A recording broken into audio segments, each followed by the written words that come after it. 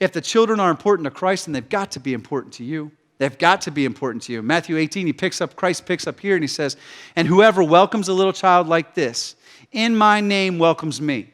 So every time you come across a kid, you are in the presence of Christ. I mean, you've got to start having that opinion and that view, because that's how he values them.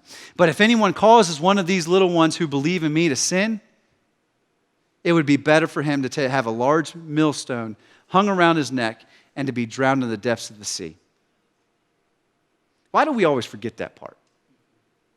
I mean, think about it. Like, let's get real. A millstone, when I looked it up, is about, they said 3,000 pounds.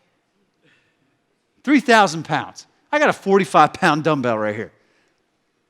I couldn't imagine this being wrapped around my neck. But why does Jesus say, listen, if you cause one of them to sin, then you might as well wrap a weight around your neck and jump in the water, because that is better for you than what I'm going to have in store for you. Do you think he cares about the next generation? And to continue, I mean, why do we skip over and pick and choose what we read?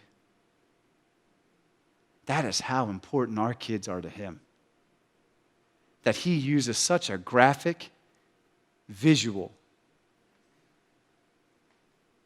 to highlight the significance of leading our kids the right way. Man, that's powerful. I couldn't swim with this around my neck. 3,000 pounds, I know I'm sinking.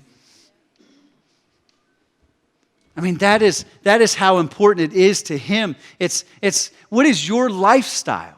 What is your lifestyle, your way, the way you speak, the way you do, the way that you plan, the way that you... what does that say to the youth around you about what you think of them? Let me challenge. I was reading in one of my books, and I had this highlight. You get one of those nostalgic moments, and like oftentimes when you get nostalgic, you look at things and you remember how awesome it was. But then when you go back when you're older, and you're like, that really isn't that great. That's very unimpressive. Like I went back. I'm an '80s kid. I went back and watched He-Man and like the movie He-Man. And I went back and watched it as an adult, and I was like, what in the world was I thinking? Like that was awful. I mean, I don't know why anybody would do that movie. But the house that you grew up in was so huge and impressive and magnificent, and then you went and it was so, you don't remember it being as small as it was. Not that it was insignificant, but it's smaller. You don't remember it quite the way it was. How about, let me change this nostalgic moment. What about your spiritual life? What if your kids, the youth that you have a relationship with, look back on the way they experienced spirituality in a relationship with God through you?